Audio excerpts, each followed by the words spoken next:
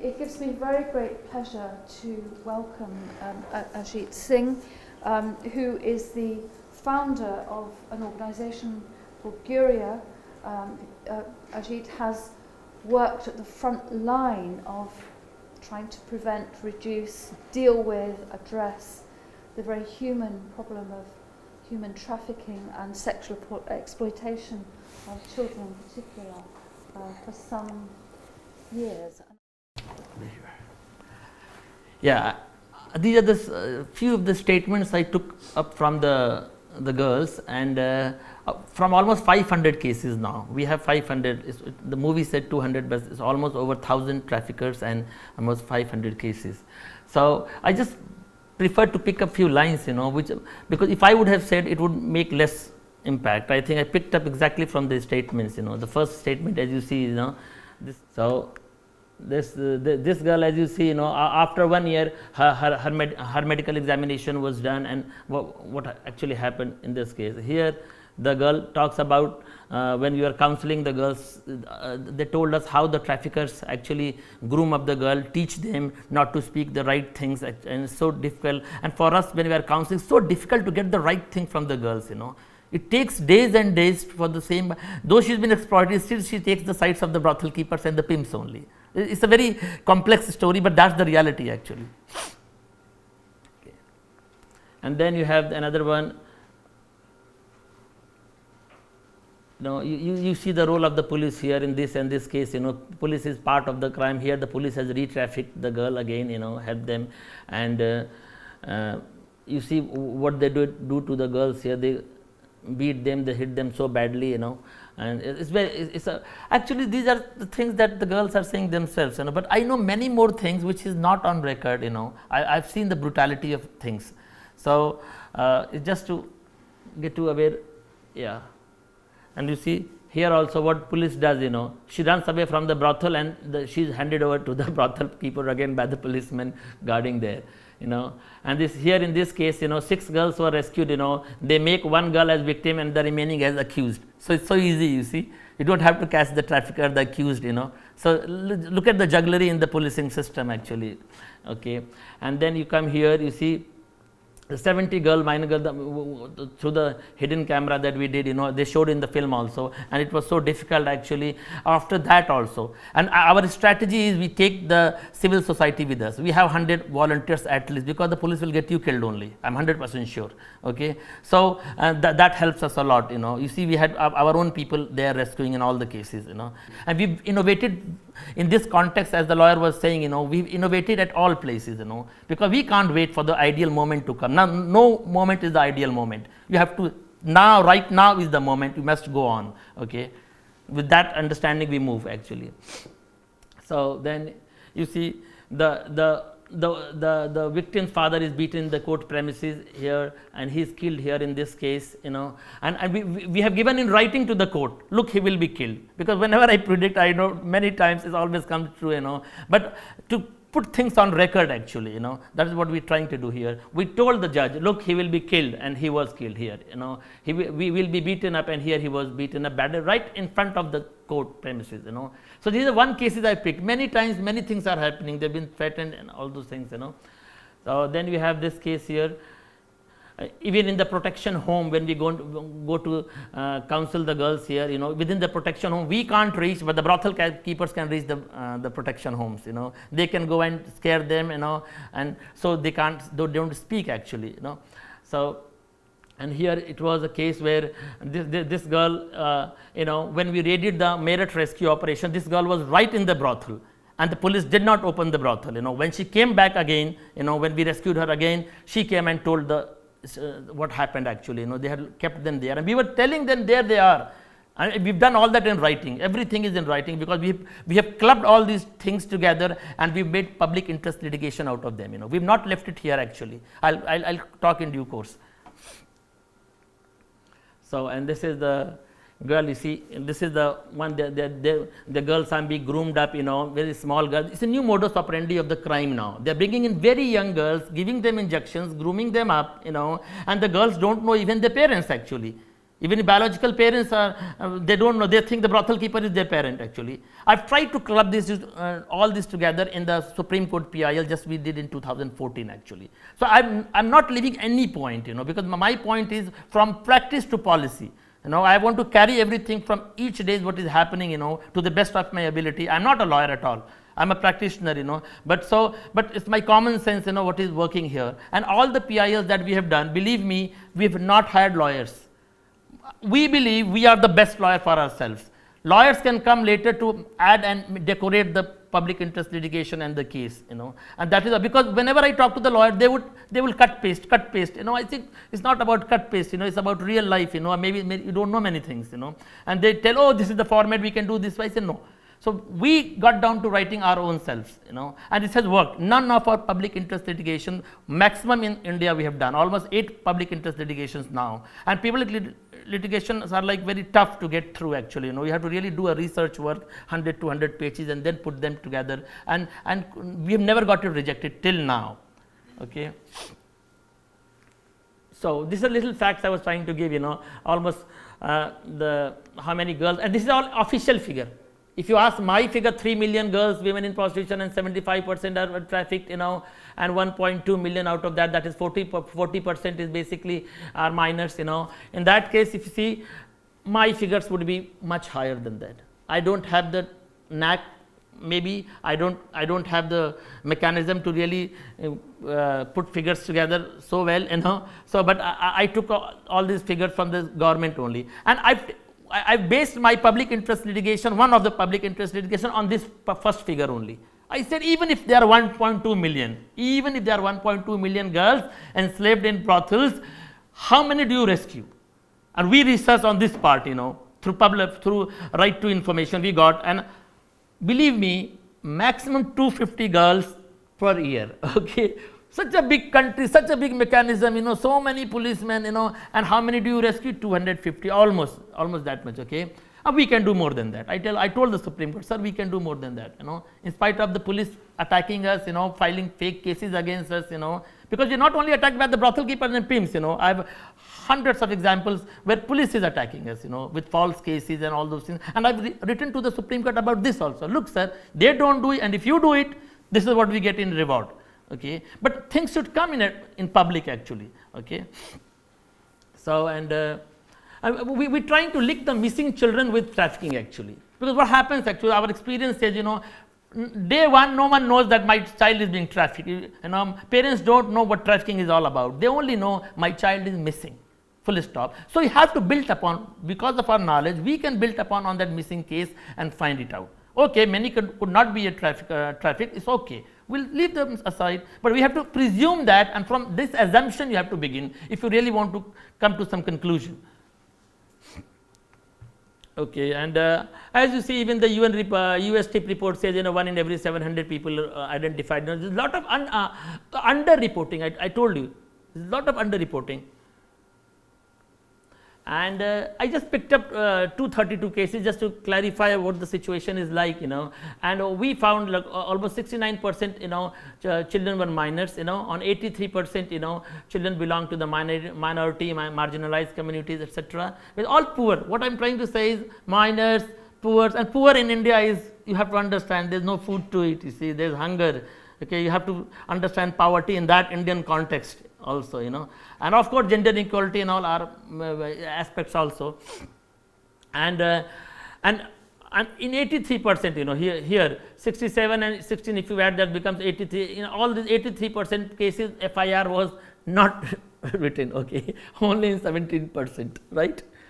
And so that's the best policing I see in India, what should I say, So, and so it's all very much underreported. You had the film just now, India's Daughter, they would ban it, they think that's the solution. That's not the solution. We have to speak up, we have to open it up, and I think opening up, taking it all across the world, and here I go beyond nationalism, because it's a global problem, and when you talk of women and children, that means transcend boundaries. That's what very important, let the world speak. If by doing my presentation in London, it matters to the Indian government, I would love to do that. You see, it must hit them, right, as we do with the brothel keepers. Now you hit the bullseye, wherever it hits, it's good, So, and as I told you, if you just want to understand the unreported cases, out of 2,765 cases, we could only lay our hands on 547 cases. Okay, just understand that. And when we are passionate about it, then this is happening. Why? Just see. Denial of police for lodging complaint. They start with abuses, you know, in India, and the person is intimidated, they'll run away. Okay, okay, and you can try it with yourself. You go to India, I take away your baggage, go and lodge one FIR. I'll see how can you lodge an FIR. Okay, they will change it. So you just can try firsthand. Okay, and forget about such complicated cases. They don't want to, because they want to control the crime by not reporting it. You know, and Supreme Court has told them many times, you know, blindly you do the reports, you know, and they don't want to do it, you know, because the whole practice, there's a systemic problem everywhere. It all fits into corruption, you know. Corruption is a bigger terminology I would like to use here, you know, and you have to understand that whole context. And basically the threat by the accused themselves, you know, victim families are because of social stigma on the families also, because it's not no one wants to say my daughter is lost, she's been raped, she's been trafficked actually, you know. In the Indian context, it's a shame, you know, and that the daughter will not get married, the family will be ostracized with the village community, and so it's a problem in reporting also, and it's a problem for rehabilitation and reintegration also. Okay, so many times we shift the families from one place to other. Okay, so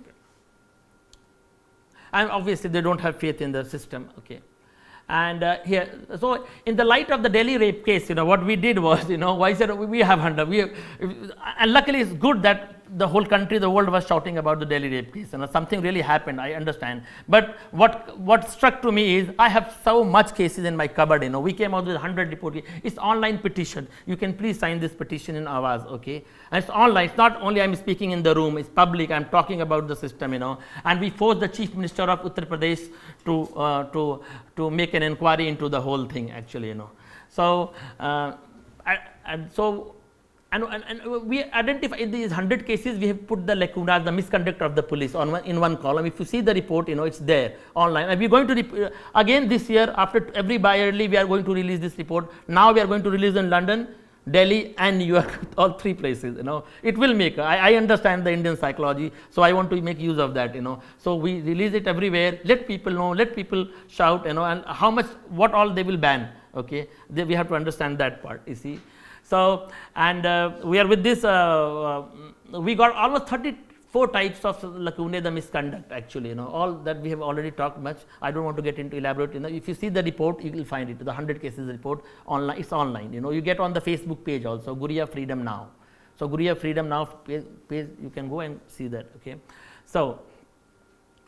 So against this backdrop, the retaliation that we get is, you know, attacks. Look, so many attacks. Even we involved, you know, here in the first one, 8 fake cases against us, you know, by the police itself. By the same brothel keepers from where we are rescuing the girls. It's very interesting. We can make a joke book out of everything. Okay, okay. And so how difficult the situation becomes, you know. And the entire nation, India, was seeing live on TV about this rescue I'm talking about. Okay. The Sahara TV and NDTV were showing them live, you know, and the whole country was seeing what is happening, you know. And still that very night, 8 fake cases as serious as rape, okay, against us. And we had to go underground, run away from there, okay. And we had the UN reporters take up this case, and it was in the World Report of the Human Rights Defenders, etc. Okay, but it goes on, okay. And but nothing stops them. Even you have the Frontline or Amnesty or even reporters speaking, you know, the bureaucracy is very thick-skinned in India, you see, they're quite used to it. So, because I know even people telling me, you know, we write to other countries and we get good responses. When we write to India, we don't actually. So, they think, actually, okay. So, you see about this attack here, you know, and all have been reported. I'm only talking about the threats which have been reported on record, complaint has been lodged. We've given them mobile numbers, phone numbers, and they don't do anything, okay. Forget about others where we are threatened every day. Just 2 months back, our person, his leg, only 2-3 months back, you know, his leg is fractured, his shoulder is fractured, badly beaten, you know, and we told him 15 days in advance. He's already got a threat on record. I'm talking everything which is on record, you know, and he might be beaten badly. Just after 15 days, this leg is fractured and things happen, you know, and so. What can we do? So we have to take care of ourselves also. The human rights defenders are really in problem in countries like India, actually, you know. So it's very difficult. There's no security for us, for our family. You know, I think the film came out well on this aspect. So these are all the attacks, okay. And in this case, you know, in spite of all the reporters' intervention, you know, they file a case against me. They say, oh, there's a problem of breach of peace from you, you know, and then you have a fine of 40,000. I said, I won't pay a fine, okay, put me in jail. They don't do that also, okay. So it's interesting, you know. Okay, okay, take it. So it's basically the whole strategy that we've talked about is basically, you know, education, health, etc. That all that we are doing, all the vocational training that you saw is not going to work till you don't find slavery. The criminal nexus you have to find, you know, because I understand that after 4 years, what am I doing? I'm educating the girl, I'm giving them vocational training, and I see them in the brothel when they are 10 years, 12 years old, because the whole criminal nexus is so strong. It's, it's all the trafficker, brothel keeper, pimp, police, politicians, mafia, they're all hand in glove, you know, it works so smoothly. And we are not equipped at least to handle these people, you know. So the only thing is you have to fight the criminal nexus, you know, and at that point, you know, we took head-on collision with these people, you know, and we've got their brothel seized. We have many things we have experimented. I think the first time we have got almost 10 brothels seized in Varanasi, you know, and we made Varanasi the first child prostitution free red light area in India. Actually, it's on record, you know, and through this whole multi-dimensional approach, you know, that we did, you know, it's not only education, only HIV, you know, it's not going to work. It has to be multi-dimensional altogether, you see, and you have to take care of the aged and the adolescents, because these aged girls, women go and fetch new girls actually, okay, because they become vulnerable themselves at times, and they fall back to get them there. And yeah, so the legal intervention, the other intervention is witness protection and bail rejection. You see, in India we don't have witness protection. So which girl is going to come? Normal people don't come to testify in the court in India. There is no, you see the conviction rate is almost very minimal, you know. This girl from a different state with a different language, because in India it's very complex. Every state has a language, every state has their own culture altogether, you know, and how is going to she come? So we worked with these girls, almost 108 girls, we've hidden them, you know, we've supported them, we've given them moot trials, how to face courts, and then we brought them to the court to testify actually, you know, and it has worked very well. We can't wait for the country to start witness protection. I will do it now, and this can become a model for to be replicated. I can talk in my public interest litigation also later. Look, it's a good experiment. Why doesn't it be replicated by the Indian government? See, so we need to, anything we feel and anything and everything we think is needed, we do that, okay, and that is what happened about the bail rejection. Now we cannot wait for 20 years for the conviction to come. We went to the Supreme Court and said they should not get bails, and it worked. We got a very positive reply from the Supreme Court. You know, it's a reported case in the digest of Supreme Court, and it said, okay, the High Court dealt in a very cursory matter, and after this judgment we got over 400 bails rejected now, and as good as they are for 3-4 years, 5 years in jail. So it's a victory, you see, conviction or no conviction, damn care, okay. As far as you are in jail, I am a happy person, okay. That's the whole idea, okay. We have to evolve ways and means, you know. We can't say, no, nothing can happen, you see. We have laws, we have constitution, they are very good. We have UN conventions, we have everything, you know, but who will apply them? That's the point actually. Now, how you apply is very important, and especially in the whole organized criminal nexus context, I'm talking, you know. And so, and another thing is, obviously I talk about the bi-yearly reports that we are talking about, and we are also talking about, we are clubbing all these cases into public interest litigations, okay. We have beautiful public interest litigations now, you know, and I'll just come across that. And ultimately the critical mass, we believe, is going to be people's participation. People have to own it. If we sit in this room and just keep talking, you know, and then it's not going to function, you know. And this is the place where I always mention to the universities, lecturers, professors, I humbly tell them, you know, it must link to the grassroots. It must go to the people, you see, whatever you do. That is very important actually, because we have to, you know, knowledge is fine, good, I love that, you know, but knowledge and wisdom we have to differentiate, you know. As I always say, Buddha, Moses, Jesus, they didn't do PhD in Harvard and Cambridge, and still we read about them. Why? They were wise people, you know. So let's link that heart to the mind, you know. the heart to the mind should be linked. That journey of wisdom has to be taken, and it's our personal journeys, each one of us has to take it, you see. And if you link that to real action, I think that will work miracle 100%, Okay. And when I talked of the people's participation, I tell you we have a very strong force. We have 25,000 women groups in the villages now, and they all came together to release that 100 cases report, you see.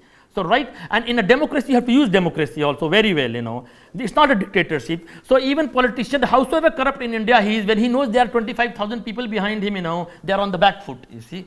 So, it's not only PIL that is going to scare these people 100%, it's not going by ruthless way of going and rescuing, no. Also people's participation, and they know it, they are very smart. What things they need to know, they know it. The government knows it. Look, he has mass base also, and this works very well. It works in a country like India. Okay, and these are the public interest litigations. I just run through them. The first one was the Supreme Court. I said, why is the state not rescuing? And we also introduced all these new trends that is coming into trafficking sector, like like the parental verification aspect I talked about, hormonal injections, tunnels. You enter into a brothel, you enter, it looks like so clean. And you just press this wall, and there's a wardrobe there, and you take out the carpet, and there's a tunnel down this way, and it's so difficult, to really find these people. And how can you have such a house? There has to be a map going on. A map is passed also by the municipality, How can, so that can be questioned also, and okay.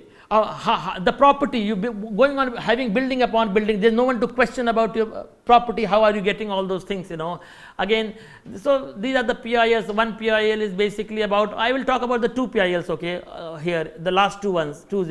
After the Delhi rape case, what did they say? Okay, we'll give compensation to the victims. I have filed a PIL telling the government, look, till now the state of Uttar Pradesh did not compensate even a single girl. So, look, the politicians, they speak so good, you see.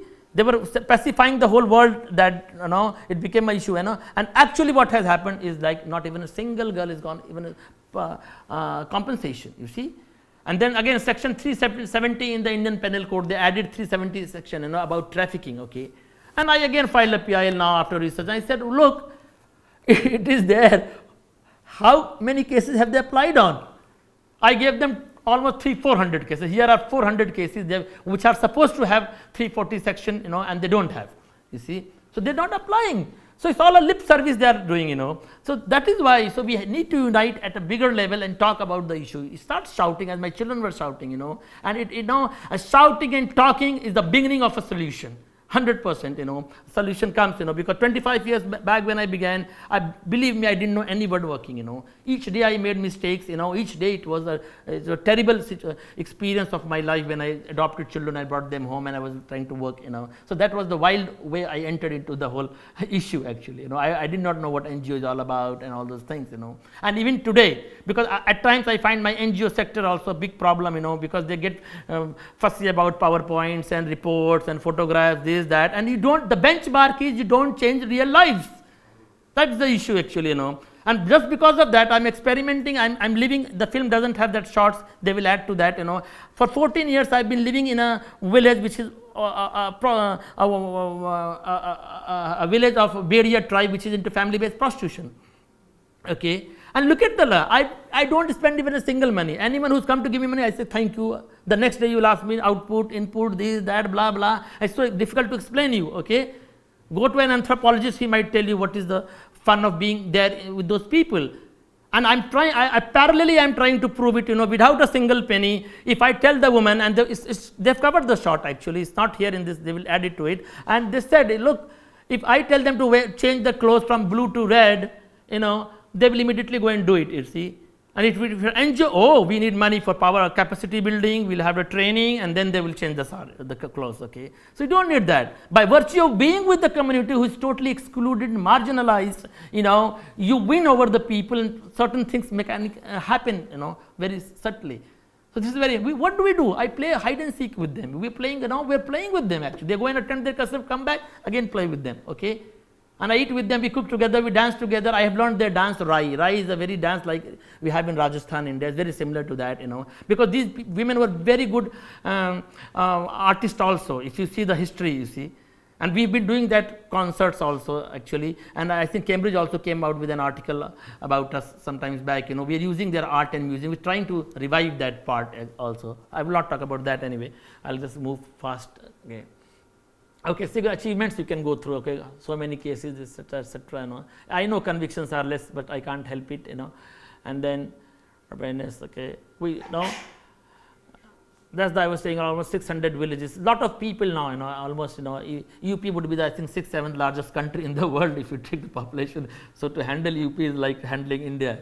Okay, so policy level, we are there at every level. But let me tell you, don't misinterpret it. I am in the Government of India's advisory committee. I go to the parliament for this, that, but let me tell you, I think I am a decoration piece here. They don't listen to me too much, okay, but they don't like me actually. They keep telling me, Ajeet, you don't cooperate. Cooperate is the word they always use, or the bureaucrats. What is that cooperation? So I don't speak against you, okay, because all my PILs are against the state, basically the police, the system. We are not enemies. I'm a critique. You have to take me that way. You see, we make a beautiful world. Only questioning people have made beautiful worlds. You question and you create a world. But at the same time, you be careful, you question and you get back, you hit back also, So, okay, that's all partnerships, etc.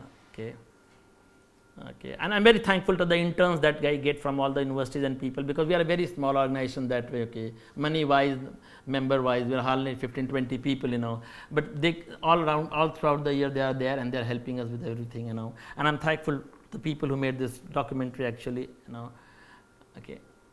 And so that is what we did was, this has worked actually, and we're trying to replicate it, So everything that I've talked is what I'm doing. I've not picked up anything from books, okay. Anything that I'm doing, I talked about. Anything that doesn't work, I don't talk about, okay. It's just my real experience, Maybe it was not academic, or I don't know what, but I just try to present what I do actually, okay. I think that's all. Okay, yes. How much time did I take? I don't know. So, what you wanted to ask was like if there's anything being done on the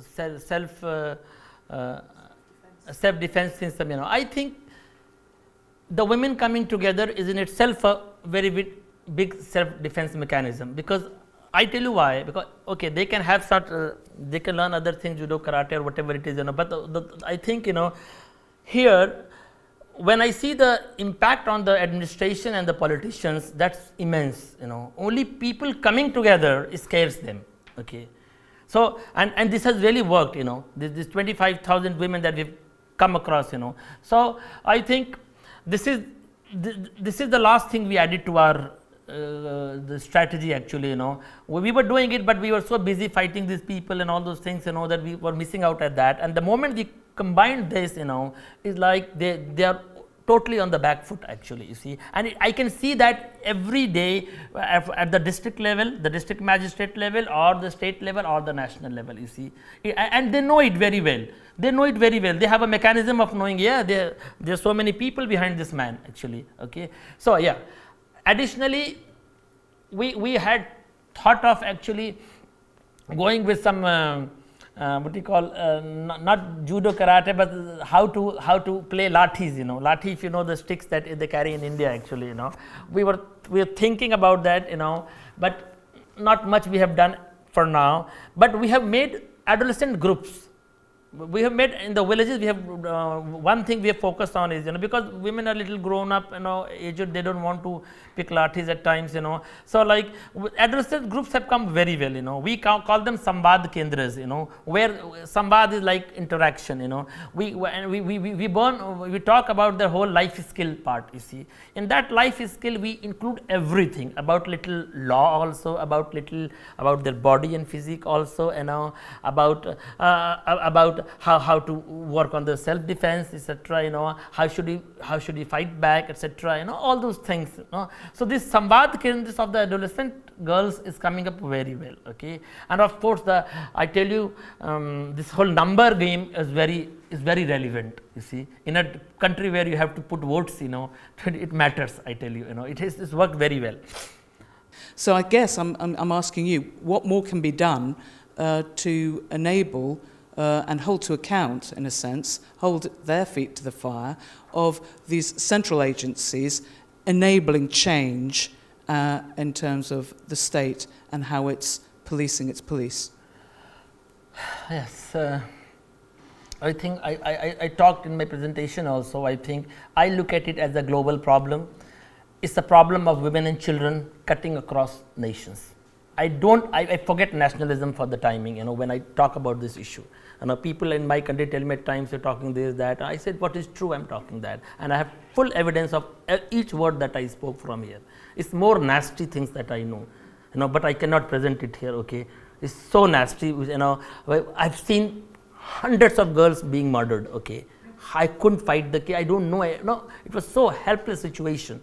It's now that I'm becoming more powerful, that I'm, as I get more space, I keep pushing, that's how I'm doing actually, otherwise they kill me also. And it can happen any moment, believe me, I'm not exaggerating at all, okay. But the point is, I could not do this 5-10 years back, because I knew what my position is, because in that situation, you have to work on the self, become little strong, eat little more, and then you can push them a bit, So I think how can we connect, cutting across nations is very important, and it matters in this whole era of globalization where they want doing businesses, if we can give them, they can be globalized in this sector, in making money, why can't we be globalized in this dealing with social issues, here they want to ban things, they want to keep it in their country, they feel very ashamed, their country becomes threatened.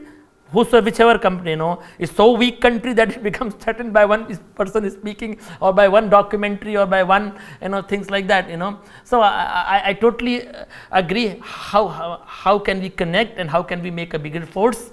And I think we've got connected with Reuters. We are releasing a report in Mumbai on the 5th of this month, and the whole report is all about legal interventions to the issue of trafficking, I think, okay. So, and I think this is a good report which has realized how important legal action can be, and that is, as a layman, I realized that, okay. I said what to do, how to go about, you keep fighting. So as lawyers, as students of law, you can be really powerful. All the movements in the world have had lawyers behind that, you understand that the other face, activist face of lawyers, yesterday I had a big seminar with only the lawyers, with Matrix, Chambers, and many others, and they're all big lawyers, old, I said you can be good lawyers, but just because lawyer is such a thing, you have to go out of the box, and think about, being an activist, being a catalyst for social change also, So I think law is very important here,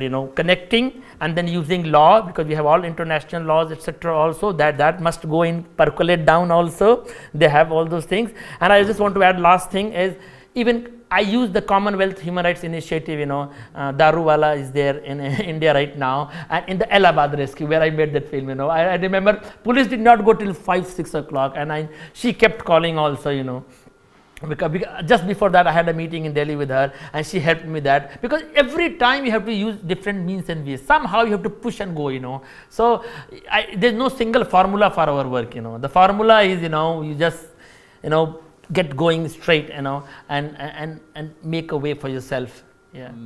Yes. You say namaste in India, the God within me salutes the God within you. In Greece we say enthusiasmos, which is entheos, is exactly the same thing. So thank you for your enthusiasm, and your telling us things how they are, without candy coating them. I was curious, we spoke outside and agreed about the need to focus on risk and profit to combat these people. If you can give me some experience from your work the last 25 years, the best tactics or strategy to combat the risk, increasing the risk for traffickers and decreasing their profits. Thank you. Okay. I think this example, as I talked about, on one side, working with the witness protection, we don't get the girls into the hands of the traffickers again, because they'll destroy all the evidence, they threaten them and all those things, and they can go as far as Nepal, Bengal, you see, we don't have hands, we don't have money or hands also, you see. So it's on one side, catching them at that point, Bail rejection has been very effective, and everyone is copying us now. I'm happy in the nation, that judgment from the Supreme Court, they are using it, okay, and bail rejection and this witness protection together have helped a lot, and the property seizure we worked on, the brothel, 10 brothels we got seized was worth, I think, crores of rupees, each, it's worth, I don't know how to put it in millions, but it's in crores, okay, it's a huge amount, okay.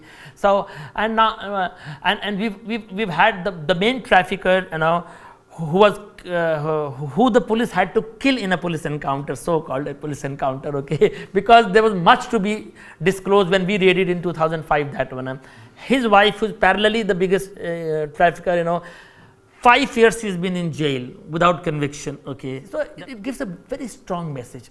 Believe me, you walk the red light area of Varanasi, you see, and the year I was declared to be the man of the year, and even CNN people, they said they didn't want to talk about this. It's something big to talk about India. There's no child prostitutes there. I said, I don't want to become your man of the year. Okay, I don't want your award. Keep it with you. Go and first try it. Okay. And they were cursing me, they were abusing me, there's one Ajeet. I said, that's fine if they abuse me and curse me. It means I'm hitting the bullseye, you see, and that is what it happens, So there may be one or two, that's a different thing, The whole street used to be lined up with minor girls. It used to be this way, holding customers, and you walk in and you see the change. See, so things can happen with this whole strategy, You have to hit them. They otherwise they're very smart. You go with HIV and condom and education, they let you do. They'll co-opt you also. Forget about the co-opted police, they'll co-opt you also. And you will be happy with pictures taken and giving to your funder, okay? Everything is fine and our program goes on, But ultimately life doesn't change. My criteria is that. You said they defend their own brothels and they get caught within the system. And something we're finding here when we've been doing police raids and trying to free people from modern slavery is getting them to participate and engage as the victims and realise that they have been victimised. And I'd really appreciate your thoughts on how you've managed to get some of the women and girls to kind of engage and be witnesses. Okay. I told you that's a very complex situation in the brothel. So what happens, you raid, and most of the girls are speaking to the brothel, she's my mother, she's my this, my age is 25. It's all, they crammed it up very well, okay, and they've been threatened that way. Actually, the way they've been put into violently, they've been put into the brothels, they've been given electric shocks, chili powders, badly beaten, I tried to give 1 or 2 statements here, So it's like after that violent entry, they can't dare it, and even they don't have faith in the system, the police and all those things. Home, they think it's a jail. In India, protection homes are meant to be jails, So the point, and they play upon this. The brothel keepers play upon this understanding, you see. And they will never say, I want to go. The moment they say you have to go to home or the police, they see a policeman, they think they are another trafficker or brothel keeper or a pimp, actually, you see. So how do you expect the girl to open up, you see? You must have counseled girls, so difficult to get the truth out of them, you see, So in that situation, half of them will always speak in the favor of the brothel keepers and pimps. And this is what police, look what the girl is saying, these are parents, you are making nuisance of the whole thing, okay, without understanding. They just see it on the surface only, okay. And many times judges also don't understand, I tell you, okay. We've had training programs with judges also, and these many PILs we are fighting, they don't understand, you see. One of the PILs is about this only. High Court giving judgments about giving security to the lovers, like in India, there's a matter of honor killing also, at times if you marry with yourself, you get killed because of the honor of the family, So what the trafficker takes a girl and goes to the High Court, sir, we are in danger, please give us protection. And what happens? God gives the protection. But actually what is happening? A court is giving protection to a brothel keeper to traffic a girl. I said, your lordship, your hands are into trafficking, actually. What you are doing is basically trafficking, okay. It's complex, so you have to see things, and don't go with a ready-made mind, Be ready to learn and de-learn and learn and again de-learn, So I think all these things are important. Yeah. So as I was saying, you have to wait for the whole thing, you have to fight it out at every inch by inch. You have to fight, because we have to establish norms. Still, it's not in practice. They are in theory. They are there. You see, I see worldwide UN conventions, protocols are there, but to get that is what we are talking with the Supreme Court. Get SOPs ready, get protocols ready. You see, we are talking about standard operating procedures. This should happen. You see, so that's the way we are trying to handle it. But at the grassroots for now is that struggle. You see, that goes on. You saw we are trying to counsel the girl in the homes, and what the girls are saying. Brothel keepers reach there also. So how to get the truth out of them? You see, and we miss out with many of the girls, and so they fall back into the lap of the traffickers and brothel keepers again. Okay, they take it from the court. That is why we are fighting also, sir. They cannot take it, But so one thing we do is we go and find the parents. We don't rely on the police and the system, because they will take 2 years to go and trace the girl's parents. We do that in 20 days, quickly, if it is possible. If it is at all possible, we go back running, finds. It's almost a filmy style. It's tough actually. India is big, going one place to that, finding the parents, again bringing them back, and you never know over there, because one of the traffickers is always there at the source area, okay, from where they pick up the girl. So he might intercept you over there, so we have to take all that risk actually, and if you give them back, our strategy has been to actually get the child restored as soon as possible to the parents, and then only our witness protection works, to help with your government home and to help with your other systems, and then the ball is in our court, and then you can counsel the girl well, and so this is also a game. It's a chess game actually. It's a chess game. There's no formula for that actually, So yes, sir. What makes a trafficker on the one hand, and how can that kind of situation be reformed so that people don't want to become traffickers on the one hand, and the brothels and this? And the other question then, obviously, the brothels couldn't work if there weren't a bunch of men wanting to participate in this sort of thing. So what about the broader question of the broader sense of masculinities amongst men and addressing those issues in terms of this question? Yes, yes. Because at the root cause of prostitution, I always say gender inequality, okay. That is the whole patriarchal system as a cause, because men want sex beyond the house also, okay, and I think that's one mindset, because where it is the trade is flourishing, and obviously when there's a demand from this side, there's someone to supply. They think there's money and there's coming in from the other side, okay. So that one aspect is very important, yeah. And what else? What was the question? Yeah. And the second part is, within the red light area, we are also working upon second generation prostitution, you see. So with the boys and the girls, so that it was there somewhere, where we don't want the male child to become a brothel keeper or a pimp, and the girls too, So because working on the second generation prostitution part in a brothel in the red light area is very important, because they are the ones, as I talked also, they become vested interest. It's a vicious cycle actually, okay.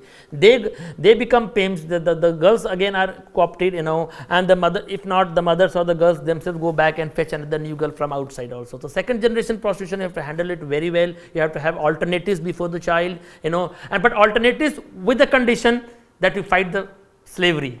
If you don't fight the criminal nexus and you have alternatives, who's going to come and take your vocations? No one. No alternate life within red light area will come only with the condition, 100% I can tell you, if you fight the criminal nexus and the traffickers, okay, if you weaken them and you break them, okay. Otherwise, no, you give anything, because they will pull them on the other side, okay. It's not about only providing things, you have to create a conducive atmosphere, and fight the criminal nexus, and liberate the girls and women and children, so that they can think of an option, okay. Option is not only you provide option and they will take it. It's not about a normal village where there is no option, you provide things and they take it, Here, fighting criminal nexus will go parallelly with the option thing, okay.